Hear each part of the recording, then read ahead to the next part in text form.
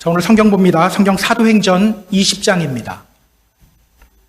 사도행전 20장 1절부터 12절까지 말씀입니다. 사도행전 20장 1절부터 12절까지 말씀. 자, 우리 같이 한 목소리로 읽습니다. 소요가 그침에 바울은 제자들을 불러 권한 후에 작별하고 떠나 마게도냐로 가니라. 그 지방으로 다녀가며 여러 말로 제자들에게 권하고 헬라에 이르러 거기 석 달 동안 있다가 배 타고 수리아로 가고자 할 그때에 유대인이 자기를 해하려고 공모함으로 마게도냐를 거쳐 돌아가기로 작정하니 아시아까지 함께 가는 자는 베레아 사람 브로의 아들 소바더와 데살로니가 사람 아리스다고와 세군도와 더베 사람 가이오와 및 디모데와 아시아 사람 두기고와 드로비모라. 그들은 먼저 가서 드로아에서 우리를 기다리더라. 우리는 무교절 후에 빌립보에서 배로 떠나 닷새 만에 드로아에 있는 그들에게 가서 이레를 머무니라. 그 주간의 첫날에 우리가 떡을 떼려 하여 모였더니 바울이 이튿날 떠나고자 하여 그들에게 강론할세 말을 밤중까지 계속하매 우리가 모인 윗다락에 등불을 많이 켰는데 유두고라 하는 청년이 창에 걸터 앉아 있다가 깊이 졸더니 바울이 강론하기를 더 오래 하매 졸음을 이기지 못하여 3층에서 떨어지거늘 일으켜보니 죽었는지라. 바울이 내려가서 그 위에 엎드려 그 몸을 안고 말하되 떠들지 말라, 생명이 그에게 있다 하고 올라가 떡을 떼어 먹고 오랫동안 그 날이 새기까지 이야기하고 떠나니라. 사람들이 살아난 청년을 데리고 가서 적지 않게 위로를 받았더라. 아멘. 자, 지난주일에 우리는요, 바울이 로마에 가기로 결심하는 장면을 함께 살펴봤습니다. 사도행전 19장 21절 이렇게 말하죠. 이 일이 있은 후에 바울이 마게도냐와 아가야를 거쳐 예루살렘에 가기로 작정하여 이르되 내가 거기 갔다가 후에 로마도 보아야 하리라 하고. 바울은요, 에베소 안에서 하나님의 말씀이 큰 힘을 얻는 것을 보았습니다. 에베소로부터 복음이 아시아 지역으로 퍼져나가는 것을 보았어요.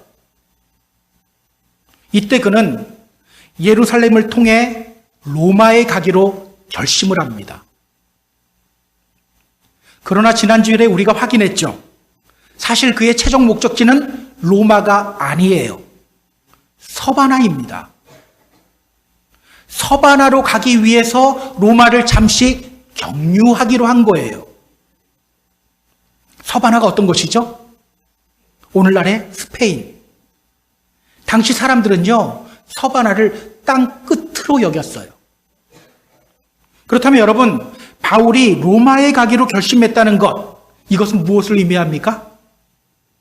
예수님이 말씀하셨죠? 오직 성령이 너에게 임하시면 너희가 권능을 받고 예루살렘과 온 유대와 사마리아와 땅 끝까지 이르러 내 증인이 되리라. 예수님의 말씀대로 바울이 드디어 복음이 땅 끝까지 나아가는 꿈을 꾸기 시작한 거예요. 당시 로마는요, 세계의 중심이에요. 그래서 이런 말이 있었어요. 모든 길은 로마로 통한다. 바울은요, 바로 그곳 로마로부터 복음이 땅 끝을 향해 나아가는 꿈을 꾸기 시작한 거예요. 자, 바울이 그렇게 했을 때 하나님이 그에게 큰 깨달음을 주시죠.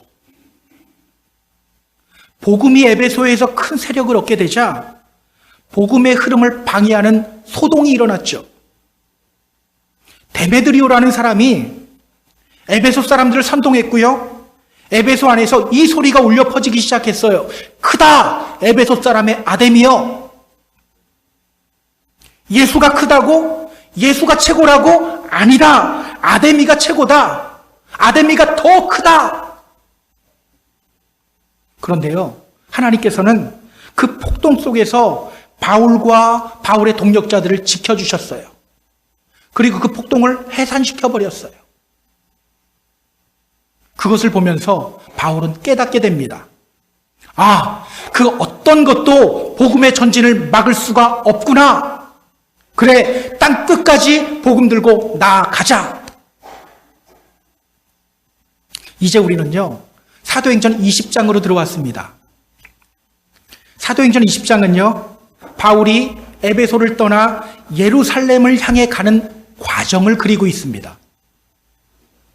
자, 오늘 본문을 통해서 성경이 우리에게 전하는 메시지는 과연 무엇일까요? 우리 본문을 보면서 함께 확인해 보도록 하겠습니다. 자, 본문으로 들어갈게요. 1절, 2절 보세요. 자, 1절, 2절 같이 읽습니다. 소요가 그침에 바울은 제자들을 불러 권한 후에 작별하고 떠나 마게도냐로 가니라. 그 지방으로 다녀가며 여러 말로 제자들에게 권하고 헬라에 이르러. 폭동이 그친 후에 바울은 에베소를 떠납니다. 먼저 바울은요, 에베소에 있는 제자들을 불러 작별 인사를 해요. 그리고 그가 계획한 대로 먼저 마게도냐 지방으로 갑니다. 그리고 이어서 헬라로 가요. 자, 헬라로 갔다는 것은요, 헬라가 그리스거든요. 아가야 지방으로 갔다는 거예요. 여러분, 바울은 왜 예루살렘으로 가기 전에 마게도냐와 아가야 지방으로 갔을까요? 그는 왜 예루살렘으로 가기 전에 그냥 예루살렘으로 가면 되지 왜 마게도냐와 아가야 지방으로 갔을까? 지도가 있나요? 지도 좀 보여주세요. 자, 마케도니아와 아가야 지역, 이곳이 어떤 곳이죠? 바울이 2차 전도 여행 때 방문했던 곳이죠. 마게도냐 지방에 빌립보와 데살로니가와 베레아가 있고요. 아가야 지방에는 고린도가 있어요. 그렇다면 여러분, 그는 왜 2차 전도 여행 때 다녔던 곳을 다시 방문하려고 하는 걸까요? 왜?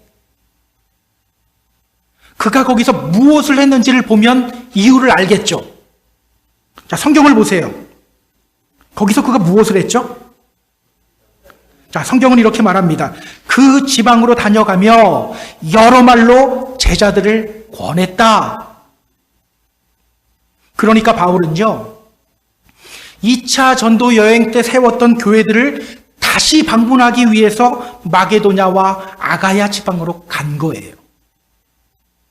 빌립보 교회도 살펴보고, 데살로니가 교회도 살펴보고, 또 베레아 교회도 살펴보고, 또 고린도 교회도 살펴보기 위해서예요. 제자들의 믿음을 격려하고, 혹시라도 믿음이 해이해진 사람이 있다면 또 위로하고 힘주기 위해서입니다. 여러분, 바울은요, 교회를 매우 중요하게 생각했어요. 그는 교회를 온전히 세우기 위해 온 힘을 기울였던 사람이에요. 왜일까요? 왜 그는 교회를 온전히 세우기 위해서 온 힘을 기울였을까요? 이 교회들이 자기가 개척한 교회였기 때문일까요? 그렇지 않아요. 자, 오늘 본문에 나오지 않지만 이때 바울이 한 일이 있습니다. 고린도전서 16장과 고린도후서 8장 9장에 아주 자세하게 나와요. 이때 바울은요, 예루살렘 교회를 위한 헌금을 모으기도 했습니다. 당시 예루살렘 교회의 재정 상태가 좋지 않았던 것 같아요. 이렇게 바울은요, 예루살렘 교회를 돕기 위해서도 온 힘을 기울였던 사람이에요. 모든 교회가 온전히 서기를 원했던 사람이에요. 왜일까요? 바울은요, 지금 복음이 땅 끝까지 전파되는 꿈을 꾸고 있죠. 그렇게 복음이 땅 끝까지 전파되기 위해서는 교회가 온전히 서야 하기 때문입니다. 교회가 온전히 서야 복음이 앞으로 전진하게 되기 때문이에요. 때문에 바울은요, 교회들을 온전히 세우는데 온 힘을 기울였던 거예요. 골로새서 1장을 보면요, 교회를 향한 바울의 마음이 더 자세하게 나옵니다. 골로새서 1장 24절에서 그는 이렇게 말합니다. 나는 이제 너희를 위하여 받는 괴로움을 기뻐하고 그리스도의 남은 고난을 그의 몸된 교회를 위하여 내 육체에 채우노라. 그리스도의 남은 고난을 그의 몸된 교회를 위하여 내 육체에 채우겠다. 더하여 그는 자신을 교회의 일꾼이라고 표현했어요.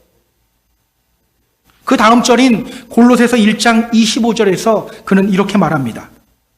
내가 교회의 일꾼이 된 것은 하나님이 너희를 위하여 내게 주신 직분을 따라 하나님의 말씀을 이루려 함이니라. 저는 오늘 우리도 바울의 이러한 마음을 본받아야 한다고 생각합니다. 우리도 교회를 온전히 세우는데 온 힘을 기울여야 돼요. 저는요, 지금 단순히 교회 건물 이야기하는 것이 아닙니다. 교회, 헬라어로 에클레시아라고 해요. 에클레시아, 이 말은요, 사람들의 모임을 가리키는 말이에요. 그렇다면 교회란 뭡니까? 믿음의 공동체가 바로 교회예요. 우리가 바로 교회예요. 우리는 자꾸 교회라는 단어를 들으면 건물을 먼저 떠올리거든요. 근데 건물이 먼저 생각나면 안 돼요. 우리와 함께 믿음 생활하는 사람들이 먼저 생각나야 돼요. 여러분, 주위를 둘러보세요. 지금 빨리 둘러보세요. 내 옆에 누가 있나? 함께 믿음 생활하고 있는 분들이 보이시죠? 여러분, 이분들이 되게 중요한 분들이에요. 왜일까요? 예수님은요, 우리가 하나님의 이름을 부를 때 이렇게 불러야 한다고 말씀하셨어요. 하늘에 계신 우리 아버지여. 하늘에 계신 우리 아버지여. 나의 아버지가 아니죠. 우리 아버지예요. 예수님이 이렇게 말씀하신 이유가 있어요. 기억하세요. 우리 믿음은요, 절대 그냥 혼자서 자라지 않아요. 절대로. 혹시 오늘 우리 중에 야, 내 믿음 이 정도면 됐지, 이렇게 생각하고 있는 분 있나요? 만약 그렇게 생각하고 있다면 교만한 상태입니다. 우리 믿음은요, 계속해서 자라야 돼요. 제 믿음도 계속해서 자라야 하고요, 여러분의 믿음도 계속해서 자라야 됩니다. 자라지 않는 믿음은요, 죽은 상태예요. 생명이 없기 때문에 자라지 않는 거예요. 이만하면 됐지가 아니라 생명이 없기 때문에 더 이상 자라지 않는 거예요. 그런데 여러분, 믿음은요, 그냥 자라지 않아요. 우리는 성경 열심히 보면 믿음이 자란다고 생각해요. 열심히 기도하면 믿음이 자란다고 생각해요. 물론 성경 열심히 읽어야 하고요, 기도도 열심히 해야 합니다. 그러나 그렇게 한다고 무조건 믿음이 자라지 않아요. 믿음의 성장은요, 우리로 연결되어질 때 이루어지는 거예요. 우리 각자가 그리스도 안에서 우리라는 이름으로 연결될 때 나의 믿음이 성장하는 거예요. 요즘 이렇게 말하는 분들이 늘어나고 있죠. 나는 하나님을 믿는데 교회는 다니기 싫어. 사람들 만나서 관계 맺는 것이 너무 성가시고 힘들어. 나는 그냥 혼자 조용히 주님 믿을래. 여러분, 이게 잘못된 생각이라는 거 알아야 돼요. 여러분, 제가 교회를 다니면은 목사라서 이렇게 말하는 것 같습니까? 그렇지 않아요. 이것이 바로 성경적 원리입니다. 이게 바로 성경적 원리예요. 성경을 좀 찾아볼까요? 에베소서 2장 21절, 22절 찾아보세요. 에베소서 2장 21절, 22절. 자, 에베소서 2장 21절, 22절 찾으신 분들 같이 읽습니다. 그의 안에서 건물마다 서로 연결하여 주 안에서 성전이 되어가고 너희도 성령 안에서 하나님이 거하실 처소가 되기 위하여 그리스도 예수 안에서 함께 지어져 가느니라. 그리스도 예수 안에서 함께 지어져 가느니라. 우리는요, 하나님의 거룩한 성전이 되어야 합니다. 우리가 어떻게 하나님의 거룩한 성전으로 지어져 가게 된다고 하죠? 그의 안에서 건물마다 서로 연결하여 주 안에서 성전이 되어 간다. 혼자가 아닌 우리가 그리스도 안에서 서로 연결될 때 하나님의 거룩한 성전으로 지어져 가게 되는 거예요. 자, 또 골로새서 2장 19절을 보면요, 이렇게 말합니다. 온 몸이 머리로 말미암아 마디와 힘줄로 공급함을 받고 연합하여 하나님이 자라게 하심으로 자라나느니라. 자, 우리의 믿음은 자라야 하는데 언제 우리의 믿음이 자란다고 합니까? 우리가 함께 연합할 때 하나님이 우리의 믿음을 자라게 하시는 거예요. 우리가 함께 연합할 때 교회의 몸이요 또 교회의 머리이신 그리스도로 말미암아 영양 공급을 받으며 자라게 되는 거예요. 이것이 바로 성경적 원리예요. 제가 목사라서 이 말 하는 게 아니라 이게 바로 성경적 원리예요. 그러니까 여러분, 저는요, 여러분을 통해서 제 믿음이 자라게 되고요. 여러분도 또 저를 통해서 여러분의 믿음이 자라는 거예요. 여러분 옆에 있는 분들, 그분들을 통해서 여러분의 믿음이 자라게 되는 거예요. 옆에 있는 분들 참 중요한 분들이죠. 우리 옆 사람에게 이렇게 말해볼까요? 당신 때문에 나의 믿음이 자랍니다. 당신 때문에 나의 믿음이 자랍니다. 혹시 교회 안에서 어떤 분을 보며 이런 생각하고 있는 분 있나요? 아무리 봐도 저 사람에겐 배울 게 없어. 내 믿음에 도움이 안 돼. 잘못 생각하고 있는 거예요. 그 사람을 통해서도 내 믿음이 자라게 돼요. 혹시 교회 안에 미워하는 사람이 있습니까? 빨리 미워하는 마음 없애야 돼요. 주님이 이렇게 말씀하시잖아요. 예물을 제단에 드리다가 거기서 내 형제에게 원망 들을 만한 일이 생각나거든 예물 제단 앞에 두고 먼저 가서 형제와 화목하고 그 후에 와서 예물 드려라. 미워하면 누구 손해입니까? 내 손해예요. 왜? 누군가를 미워하는 사람은 절대 그 믿음이 자라지 않기 때문이에요. 다시 한번 말씀드립니다. 믿음은요, 절대로 그냥 자라지 않아요. 우리로 연결될 때 믿음이 자라게 됩니다. 우리로 연결될 때 하나님의 거룩한 성전으로 지어져 갑니다. 저는요, 오늘 우리가 교회를 온전히 세우는 믿음의 성도님들이 되었으면 좋겠어요. 오해하지 마세요. 헌금 많이 해라, 봉사 많이 해라, 이런 의미가 아닙니다. 믿음의 공동체를 소중하게 여기고 또 모이기를 힘쓰고 다른 성도들의 믿음을 돌보며 함께 기도하는 사람이 바로 교회를 온전히 세우는 사람이에요. 그렇게 교회를 온전히 세우는 믿음의 성도님들이 되기를 주님의 이름으로 부탁드립니다. 자, 이어서 성경을 볼게요. 3절 보세요. 자, 3절 같이 읽습니다. 거기 석 달 있다가 배 타고 수리아로 가고자 할 그때에 유대인들이 자기를 해하려고 공모함으로 마게도냐를 거쳐 돌아가기로 작정하니. 마게도냐로부터 아가야 지방으로 내려온 바울은요, 거기서 3달을 머뭅니다. 왜 여기에서는 3달이나 머물렀을까요? 이때 바울이 쓴 성경이 있어요. 바로 로마서예요. 아가야 지방의 고린도에서 3달을 머무는 동안에 그는 로마에 있는 믿음의 형제들에게 편지 쓴 거예요. 그렇게 3달이 흐른 후에 그는 본격적으로 예루살렘을 향해 갑니다. 그런데요, 이때 바울이 어떤 소식을 들어요. 배 타고 수리아 안디옥을 들른 후에 예루살렘으로 가려고 했는데 거기에 있는 유대인들이 자기를 해하려고 공모를 꾸미고 있다는 소식을 들어요. 그래서 그는요, 경로를 수정합니다. 다시 북쪽으로 마게도냐 지역으로 올라가서 예루살렘으로 돌아가기로 결정했어요. 여러분, 지도를 보면 이해하기가 훨씬 쉽거든요. 지도 다시 한번 보세요.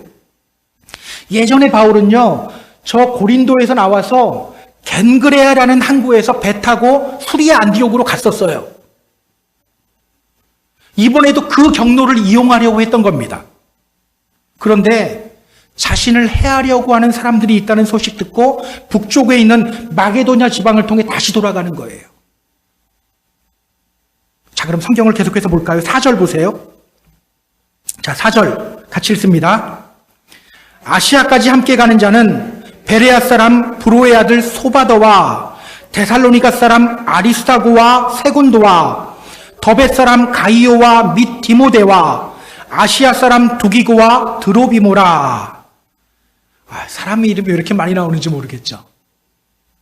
성경은요, 이때 바울과 함께 동행했던 사람들의 이름을 우리에게 소개하고 있어요. 어떤 사람들이 바울과 함께 동행했죠? 소바더. 소바더는 어디 출신입니까? 베레아. 아리스타고와 세군도. 이들은 어디 출신이죠? 데살로니가. 가이오와 디모데. 이들은 어디 출신입니까? 더베. 두기고와 드로비모. 어디 출신이죠? 아시아 지방 출신이에요. 총 몇 명입니까? 7명이에요. 이 명단에는요, 우리에게 친숙한 이름도 있고 또 그렇지 않은 이름들도 있어요. 여러분, 성경은 왜 바울과 함께 가는 사람들의 이름을 우리에게 소개하는 걸까요? 성경은요, 교회를 온전히 세워나가는 바울의 모습을 보여준 뒤에 바울과 함께 가는 사람들의 이름을 우리에게 소개하고 있어요. 왜일까요? 여러분, 이때 바울과 함께 간 사람이 이 7명 뿐이었을까요? 그렇지 않아요. 잠시 5절 한번 보면요, 이렇게 말하죠. 그들은 먼저 가서 드로아에서 우리를 기다리더라. 성경은요, 이 7명이 먼저 드로아로 갔고 그들이 거기서 바울을 기다렸다고 말하지 않아요. 우리를 기다렸다고 말하죠. 이게 뭐를 의미합니까? 바울과 동행했던 사람은요, 이 7명뿐만 아니라 더 있었다는 거예요. 그런데 성경은 이 7명의 이름만 소개하고 있어요. 자, 특히 여기서 우리가 주목해야 할 게 있습니다. 지금까지 성경은요, 바울의 동역자들을 이야기할 때 대체로 이름만 밝혔어요. 그런데 여기에서는 어디 출신인지를 밝히고 있어요. 왜일까? 이것을 통해서 성경이 우리에게 말하려고 하는 것이 뭘까? 자, 이 사람들의 출신 지역들을 한번 보세요. 베레아, 데살로니가, 더베, 그리고 아시아 지방입니다. 다양한 지역의 사람들이 함께하고 있죠. 사실요, 예수님을 믿기 시작한 시간대도 다양합니다. 어떤 사람들은 1차 전도 여행 때 복음 받아들인 사람들이고요. 어떤 사람들은 2차 전도 여행 때, 어떤 사람들은 3차 전도 여행 때 복음을 받아들인 사람들이에요. 자, 특히 데살로니가 출신 2명을 한번 보세요. 아리스다고와 세군도. 자, 아리스다고, 이 이름은요, The Best Ruler, 최고 통치자라는 이름을 가지고 있어요. 이 이름의 뜻이 최고 통치자예요. 그러니까 그는요, 데살로니가에서 아주 높은 직책에 있던 사람이었어요. 자, 세군도, 이 이름은요, second라는 뜻이에요. 두 번째라는 뜻입니다. 그렇다면 여러분, 세군도는 원래 어떤 사람이었던 것 같으세요? 예전에 군대에서 신병훈련소를 가니까 제 이름이 사라지더라고요. 그냥 몇 번 훈련병으로 불리더라고요. 그러다가 유격훈련 가니까 몇 번 올빼미로만 불리더라고요. 자, 그것과 마찬가지로 당시 종이 많은 집들은요, 자신의 종들을 부를 때 이런 식으로 불렀어요. 넘버 1, 넘버 2, 넘버 3. 따라서 세군도는요, 원래 노예였던 사람이에요. 자, 드로비모라는 이름도 주목하세요. 디모데후서 4장 20절을 보면요, 바울이 이렇게 말해요. 드로비모는 병이 들어 밀레도에 두었다. 다음 주일에 우리가 바울이 밀레도를 거치는 장면을 우리가 보게 되거든요. 밀레도에 드로비모를 두었대요. 그러니까 드로비모는요, 몸이 그다지 건강하지 못한 사람이었어요. 여러분, 지금 성경이 이 사람들을 통해서 우리에게 보여주는 것이 뭐죠? 바울과 함께 했던 사람들이 다양한 지역으로부터 모였던 사람이라는 것을 보여주고 있는 거예요. 세상에서 높은 직책에 있는 사람도 있었고 노예 출신 사람도 있었다는 것을 보여주고 있는 거예요. 건강한 사람도 있었고 또 그렇지 못한 사람도 있다는 것을 지금 우리에게 보여주고 있는 거예요. 자, 그렇다면 여러분, 성경이 굳이 바울과 함께하는 사람들의 이름을 이렇게 나열하며 우리에게 소개하는 이유가 뭡니까? 교회가 바로 그런 곳이라는 겁니다.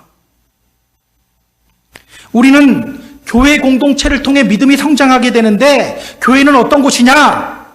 다양한 사람들이 모여 있는 곳이다. 부자도 있고 가난한 사람도 있고 배운 사람도 있고 배우지 못한 사람도 있고 건강한 사람도 있고 건강하지 못한 사람도 있고 바로 이것을 우리에게 말하기 위해서 성경은 바울과 함께한 사람들의 이름을 나열하고 있는 거예요. 여러분 기억하세요. 교회는요, 다양한 사람들이 모이는 곳이에요. 교회 안에서 이런 말이 들리는 경우가 있어요. 왜 하필 저런 사람이 우리 교회에 나오는지 몰라? 저 사람은 수준이 안 맞아서 우리와 함께 할 수 없어? 아니면 왜 홈리스가 교회에 나와? 다행스러운 것은요, 우리 교회에서는 이 말이 들리지 않아서 다행스러워요. 혹시 하고 있는데 제가 모르는 건가요? 아니죠. 여러분, 이런 말 하면 될까요? 안 될까요? 안 돼요. 절대로 안 되는 거예요. 저는요, 우리 교회가 노숙자들도 함께 모여 예배하는 교회가 되었으면 좋겠어요. 도움이 필요한 사람들도 함께 모여서 예배하는 교회가 되었으면 좋겠어요. 그런 곳이 바로 교회입니다. 반드시 명심하세요. 자, 그럼 5절, 6절 보겠습니다. 5절, 6절 같이 읽습니다. 그들은 먼저 가서 드로아에서 우리를 기다리더라. 우리는 무교절 후에 빌립보에서 배로 떠나 닷새 만에 드로아에 있는 그들에게 가서 이레를 머무니라. 아멘. 바울은요, 그들을 먼저 드로아로 보냈고요. 이어서 바울도 배 타고 드로아에 도착했습니다. 이곳 드로아에서 바울은 복음을 전하며 일주일을 머뭅니다. 자, 지도를 보시고 드로아가 어디에 있는지 한번 확인해 보세요. 여러분 혹시 우리가 앞에서 드로아 봤었는데 드로아가 어떤 곳이었는지 기억하세요? 드로아가 어떤 곳이었는지? 예전에 바울이 환상을 봤었죠? 소아시아 지역에서 복음 전하기를 고집하던 바울에게 하나님이 환상을 보여주셨어요. 환상 중에 마게도냐 사람 하나가 서서 이렇게 외쳤죠. 마게도냐로 건너와서 우리 좀 도와주세요. 그 환상 봤던 곳이 바로 드로아예요. 자, 이제부터 성경은요, 그곳 드로아에서 있었던 일을 우리에게 소개합니다. 자, 이 이야기를 통해서 성경이 우리에게 말하려고 하는 것이 뭘까요? 그것이 뭔지를 우리가 찾아야 돼요. 자, 7절 보세요. 자, 7절 같이 읽습니다. 그 주간의 첫날에 우리가 떡을 떼려 하여 모였더니 바울이 이튿날 떠나고자 하여 그들에게 강론할세 말을 밤중까지 계속하매. 자, 그 주간의 첫날, 이 말은요, 이 날이 주일이었다는 뜻입니다. 주일, 일요일이 되었을 때 바울은 사람들과 함께 한 자리에 모여요. 뭐 하기 위해 모이죠? 우리가 떡을 떼려 하여 모였더니, 떡을 떼려고 모였어요. 자, 내일이면 들어와 떠나니까 우리 떠나기 전에 한번 모여서 회식 한 번을 하자, 이런 의미가 아닙니다. 떡을 떼기 위해 모였다는 것은요, 예배하기 위해 모였다는 거예요. 유대인들은요, 안식일을 구별해서 지켰어요. 그러나 초대교회 사람들은요, 안식일 다음 날, 안식 후 첫날인 일요일을 구별해서 지키기 시작했어요. 왜냐? 이 날이 바로 예수님이 부활하신 날이기 때문이에요. 그리고 그날을 이렇게 부르기 시작했습니다. 주의 날, The Lord's Day. 주의 날. 주님이 부활하신 날이라는 뜻이에요.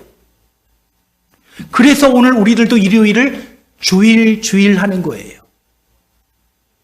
그렇다면 주일은 어떤 날입니까? 작은 부활절이에요. 부활절만 부활주일이 아니라 매 주일이 작은 부활절이에요. 지금 바울은요, 주일에 주님의 부활을 기억하며 사람들과 함께 예배하고 있어요.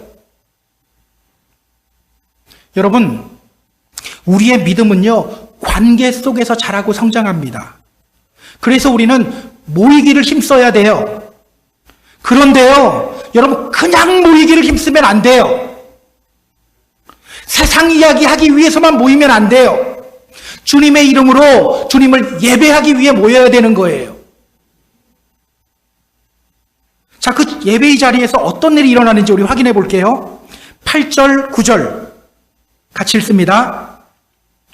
우리가 모인 윗다락에 등불을 많이 켰는데 유두구로 하는 청년이 창에 걸터 앉아 있다가 깊이 졸더니 바울이 강론하기를 더 오래 하매 졸음을 이기지 못하여 3층에서 떨어지거늘 일으켜보니 죽었는지라. 그들은요, 어느 가정집에 윗다락에 모여 함께 예배하기 시작했어요. 자, 윗다락, 휘페론이라는 단어인데요. 휘페론, 이 말은요, the highest part of the house. 그 집에서 가장 높은 부분을 가리키는 단어예요. 당시 이 집은요, 3층짜리 건물이었어요. 그러니까 당시 바울과 드로아 사람들은요, 어느 가정집의 3층 다락방에서 예배했던 거예요. 성경은 그곳에 대해서 이렇게 말합니다. 등불을 많이 켰다. 등불을 많이 켰다. 그들이 모인 곳에 등불을 많이 켰어요. 어두우니까 켰겠죠. 그런데 여러분, 이곳의 온도가 어땠을까요? 여러분, 더운 공기는요, 위로 올라가요.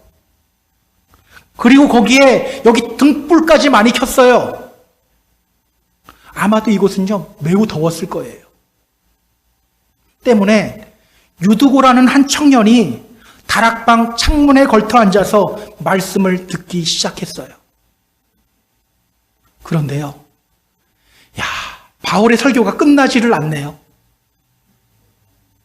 여러분, 제가 설교 한 40분 조금 넘게 하는데 감사하세요. 바울의 설교가 끝나지를 않았어요. 지금 바울은요, 내일이면 이곳을 떠나야 합니다. 때문에 하나라도 더 가르치고 싶어요. 여러분, 이때 바울이 어떤 말씀 전했을까요? 이 날은요, 안식 후 첫날이에요. 예수님이 부활하신 날이에요. 그렇다면 여러분, 이때 바울이 어떤 말씀 전했을까요? 그리스도의 부활에 대해서 전했을 겁니다. 그런데요, 당시 헬라 철학의 영향권 안에 있는 사람들에게 그 예수님의 bodily resurrection, 몸의 부활이라는 개념은요, 정말 받아들이기 힘든 개념이었어요. 영이 다시 살아났다 그러면 이들은 받아들이는데 수월해요. 죽은 몸이 살아났다, 이들이 받아들이기가 굉장히 힘든 개념이었어요. 때문에 바울의 설교가 길어질 수밖에 없죠. 그렇게 바울의 설교가 밤 늦게까지 계속해서 이어졌어요. 그런데 그때 문제가 발생합니다. 갑자기 쿵 하는 소리가 들려요. 창에 걸터 앉아 말씀을 듣던 그 유두고라는 청년이 졸다가 그만 창문 밖으로 떨어져 버렸어요. 사람들이 달려가 보니 숨이 이미 멎었어요. 위기죠. 드로바 교회, 세워진 지 얼마 안 되는 교회인데 예배 드리다가 사람이 죽었네요. 그런데 여러분, 사실은 위기가 아니에요. 10절 보세요. 10절 같이 읽습니다. 바울이 내려가서 그 위에 엎드려 그 몸을 안고 말하되 떠들지 말라, 생명이 그에게 있다 하고, 위기가 아니라 부활이 무엇인지를 제대로 알려줄 수 있는 좋은 기회였던 거예요. 부활이라는 것이 이해하기 힘들지? 이게 바로 부활이야. 예수님이 죽었다 살아나셨다는 것이 잘 안 믿어지지? 이것 봐. 죽었던 사람이 다시 살아나잖아. 부활은 일어나는 일이야. 그러고 보면 우리 하나님은요, 위기를 통해서도 기회를 창출하시는 분이세요. 모든 것을 합력하여 선을 이루시는 분이세요. 그 하나님이 그 죽은 유두고의 그 죽음을 통해서 부활이 무엇인지를 알려주시는 거예요. 자, 그 결과 어떤 일이 일어났는지 우리 성경 확인해 볼까요? 11절, 12절입니다. 같이 읽습니다. 올라가 떡을 떼어 먹고 오랫동안 곧 날이 새기까지 이야기하고 떠나니라.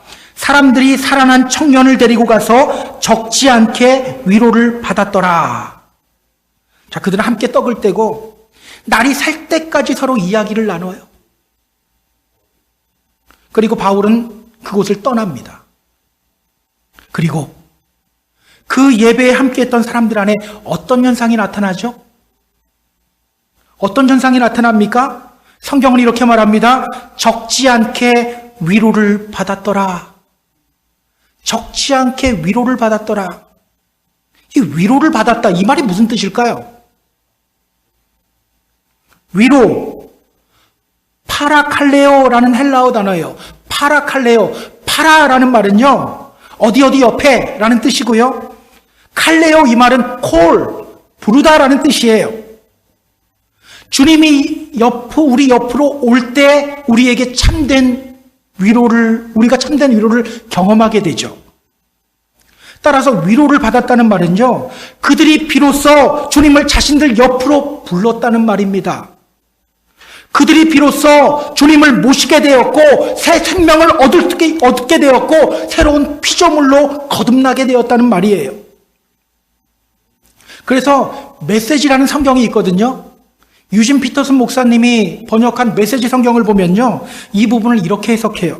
그들은 모두 생명으로 충만했다.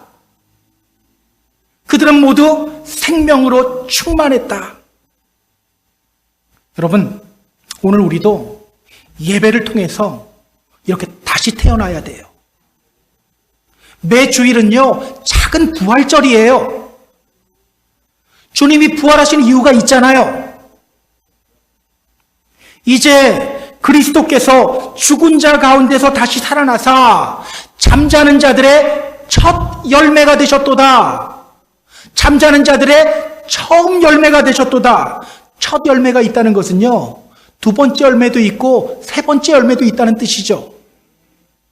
따라서 주님이 잠자는 자들의 첫 열매가 되셨도다. 이 말은요, 주님만 부활하고 끝냈다는 것이 아니라 우리 역시, 주님을 믿는 우리 역시 부활을 누리고 경험해야 된다는 겁니다. 우리도 예배를 통해서요, 주님 만나고 새 생명 얻어야 돼요. 저는 오늘 이 예배를 통해서도 우리 모두가 다시 태어났으면 좋겠어요. 패배감으로 살던 내가 다시 태어나고, 어깨 움츠리고 살던 내가 다시 태어나고, 평안이 없던 내가 다시 태어나는 역사가 우리 가운데 있었으면 좋겠어요. 이 예배를 통해서 이렇게 고백하게 되었으면 좋겠습니다. 그런즉 누구든지 그리스도 안에 있으면 새로운 피조물이라, 이전 것은 지나갔으니 보라 새 것이 되었다. 여러분, 예배 끝나고 나가면서 보라 새 것이 되었다, 이 정도 고백해야 되지 않겠습니까? 자, 이제 말씀을 정리할게요. 사랑하는 펜사골 하나님교회 성도 여러분, 우리의 믿음은 교회 공동체를 통해 성장합니다. 관계 속에서 성장합니다. 교회를 세우시는 믿음의 성도님들이 되시기 바랍니다. 함께 모여 예배드리는 믿음의 성도님들이 되시기 바랍니다. 오늘 이 예배의 자리로 나올 때 여러분의 마음 어떤 마음으로 나오셨어요? 여러분이 어떤 마음으로 나왔든 이 예배를 통해 다시 태어나는 믿음의 성도님들이 되기를 주님의 이름으로 소망합니다. 주님을 만나고 이렇게 노래하는 믿음의 성도님들이 되었으면 좋겠어요.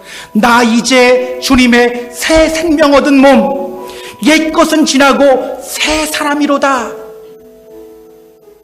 그렇게 교회를 통해 또 예배를 통해 다시 태어나는 복을 누리는 저와 여러분 다 되기를 주님의 이름으로 축복합니다. 축복합니다.